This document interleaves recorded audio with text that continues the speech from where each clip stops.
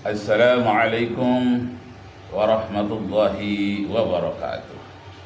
Nashkurullah syukran katsira bi qiraatil hamdalah ala hidayatihi wa taufiqihi alladhi nahnu na'isu biha wa nusalli wa nusallimu ala Muhammadin ala juhdihi wa bazlihi litablighi syara'i'illah hidayatan. Amma ba'du, askurukum syukran jazila ala wasaidikum bil huduri fi hadzal fasli. Sa'ufassiru alaikum khutbati ala al-lughatil Indonesia khususan kama araftu al-an ana fi hadhihi as-sa'a ana sa'ufassiru alaikum nahwa al-murtadin.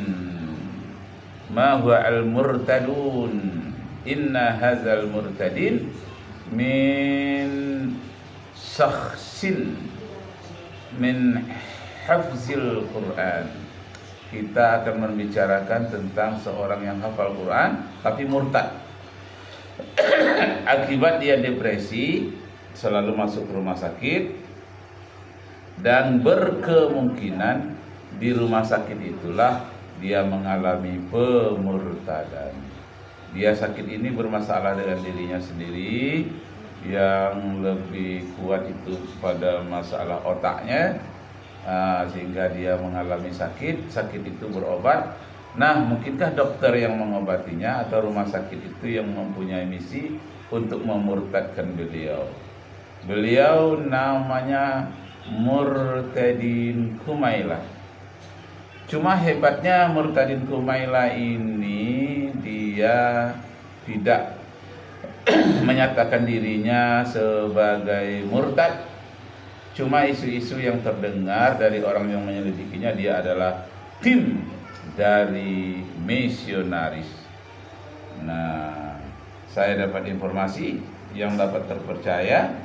Informasi itu mengatakan ketika dia sakit selalu termenung berobat, dia didekati oleh misionaris dan dia dimodali dan dimanfaatkan untuk melawan terhadap agama Islam. Dulu dia pernah memang hafal Al-Quran, sekarang hafal Al-Qurannya itu rusak, tetapi masih banyak ayat-ayat yang masih dia hafal dan kefasihan lidahnya itu masih terasa walaupun hafalannya sudah banyak hilang. Tapi bisa dimanfaatkan oleh misionaris untuk menjatuhkan Islam. Pertama, dengan dia berpakaian mini, pertama dia melepaskan kerudungnya, yang kedua pakai baju mini, yang kedua pakai baju ke dada sampai menampakkan pangkal auratnya, dan kemudian dia tidak pernah menyerang agama Kristen. Dia hanya menyerang khusus agama Islam saja. Sehingga cerita-cerita di dalam Al-Quran itu menurut anggapan dia cuma dongeng. Seni-seni Al-Quran dia anggap hanya sebagai entertain, hanya sebagai hiburan semata. Nah, begitulah cara-caranya. Jadi beliau ini menurut analisis bahwa tidaklah menjadi ateis. Kalau ateis itu akan menyerang seluruh agama. Tapi si Kumaila ini dia menyerang only for Islam, hanya agama Islam saja. Jadi ketika ditanyakan orang dia sedang berbaju mini itu, Anda masih sholat atau tidak? Katanya itu rahasia. Apakah Anda ini sudah murtad? Tak pula dijawabnya. Jadi kesimpulannya dua-dua kalau menurut saya, ya murtad, ya misionaris, kemudian merusak Islam. Memang orang-orang yang seperti ini dicari di mana-mana, yang bisa dibayar, yang bisa ditukar, yang bisa diatur, dan yang bisa membuat skenario besar. Nah, caranya bagaimana? Jangan nampakkan dirinya bahwa sebagai seorang misionaris, tapi orang yang cerdas menangkapnya tahu juga Kemudian jangan dinampakkan bahwa dia itu hanya untuk menjatuhkan Islam. Tidak nampak. Caranya dengan dia membaca sejarah Islam di sini. Itu dikatakannya itu dongeng. Kemudian dibaca hukum Islam. Itu kejam, tidak manusiawi. Kemudian ada penghalangan membuat gereja di tengah-tengah umat muslim. Itu Islam keras. Itu tidak toleransi. Dia hanya melihat sisi-sisi yang menurut dia dapat dibelokkan untuk ke arah tujuan misionaris. Dia cari-cari masalah poligami dan ayat-ayat hukum seperti yang diungkapkan oleh Saifuddin Ibrahim. Ada 300 ayat Al-Quran yang harus dikuburkan atau harus dihapuskan, yaitu ayat-ayat tentang kekerasan. 300 ayat tentang kekerasan dalam Al-Quran harus dihapuskan. Ini juga lah yang diungkapkan oleh Kumaila.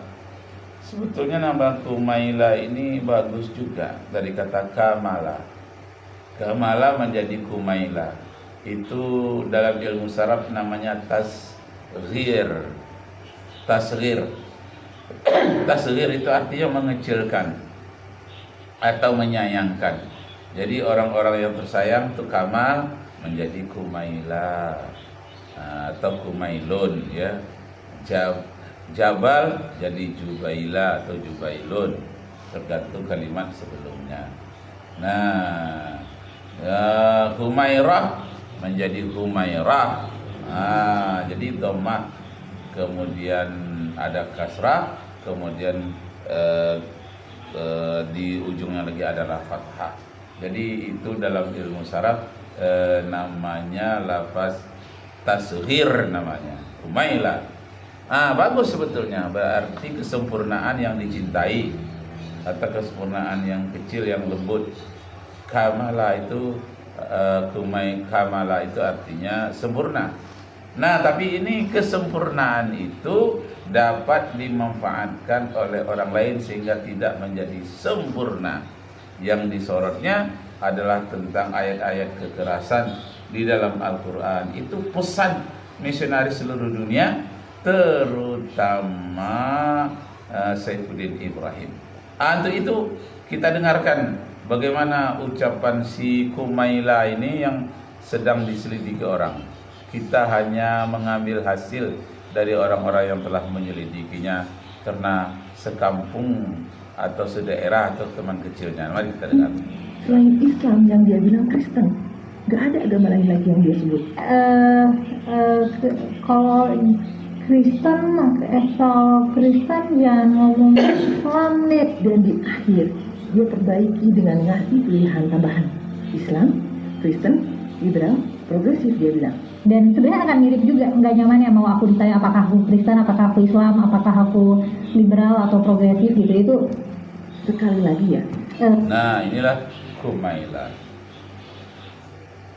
Yang mewawancarainya ya orang-orang yang pro kepada misionaris juga, termasuklah Ade Armando yang selalu mengeksposnya, yang berulang-ulang mewawancarainya. Dan lebih hebat lagi, si Kumaila ini dia punya channel sendiri.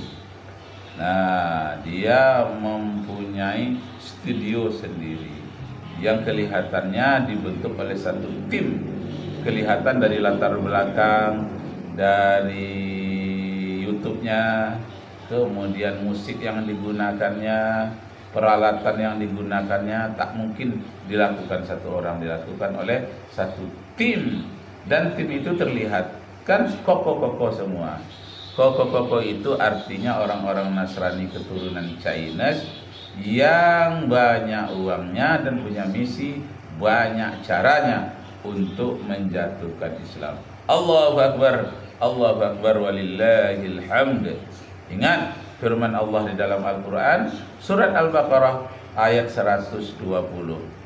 Walan tarda اليهود ولا النصارى حتى تتبع ملتهم.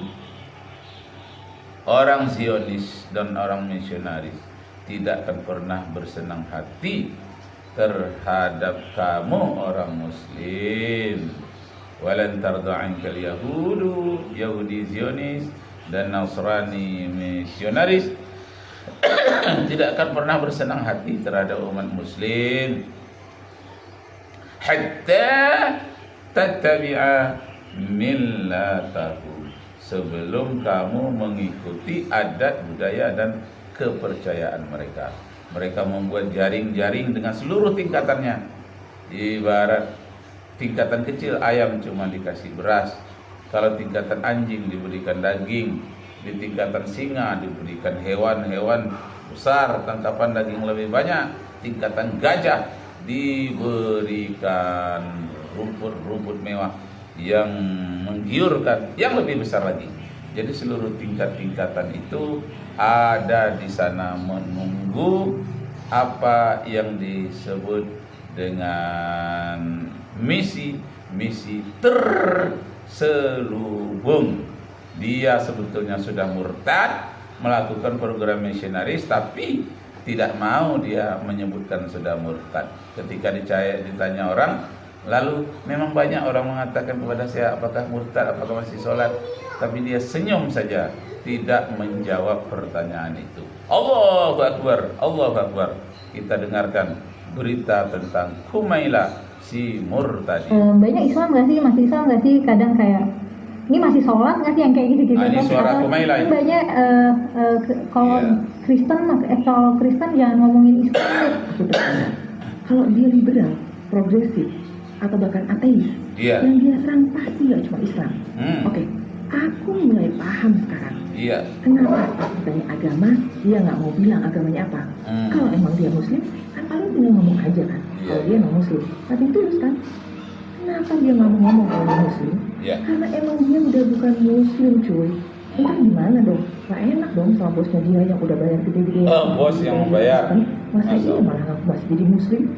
Terus kalau dia udah Kristen, kenapa nggak ngaku aja kan kalau dia mengaku aja lah seharusnya. Tapi kalau mengaku nanti channelnya tidak akan didengar oleh orang Islam. Itu akan jadi senjata buat nyerang balik dia, cuy. Contohnya nih, saat dia bahas tentang ayat-ayat perang di Islam, orang-orang Muslim yang tahu tentang isi Alkitab akan komentar. Sekarang kan banyak tuh apologet Islam. Nah, mereka akan menyerang. Lu lihat di agama Kristen, ayat perang dan kekerasan, bahkan ayat ada dan lebih parah lagi. Nah gitu guys, itu dia lakuin untuk melindungi biar nggak ada yang nyerang Kristen dan mengungkap berbagai kontradiksi yang ada di agama Kristen. Jadi kalau sekarang ada yang nanya sama aku, apa yang ada di pikiran aku saat nama Kumailah disebut? Kumailah, depresi, perencanaan diri, murtad, dan buzzer kristenisasi. Kalau kamu punya pendapat lain, jangan lupa ditulis. Hal ini telah dilakukan oleh seorang Maulana Kiranawi di India. Dibawa dialog oleh seorang jenderal Inggris yang dia adalah seorang misionaris. Dia bertanya, "Hei, Maulana Kiranawi, mengapa Nabi Muhammad tidak membantu cucunya? Sudah diserahkan kepada Allah," kata Kiranawi. Apa jawaban Allah? Jawaban Allah, jangankan aku akan membantu cucu Muhammad, anak kandungku sendiri, Isa namanya atau Yesus namanya, tidak bisa aku membantunya. Ya Allah, tertawalah orang Inggris pada waktu itu mendengarkan jawaban Kiranawi. Anak kandungnya sendiri tidak bisa dia selamatkan, apalagi cucu Nabi Muhammad. Ya Allah, masih panjang ceritanya, kita sambung di lain kali. Wassalamualaikum warahmatullahi wabarakatuh.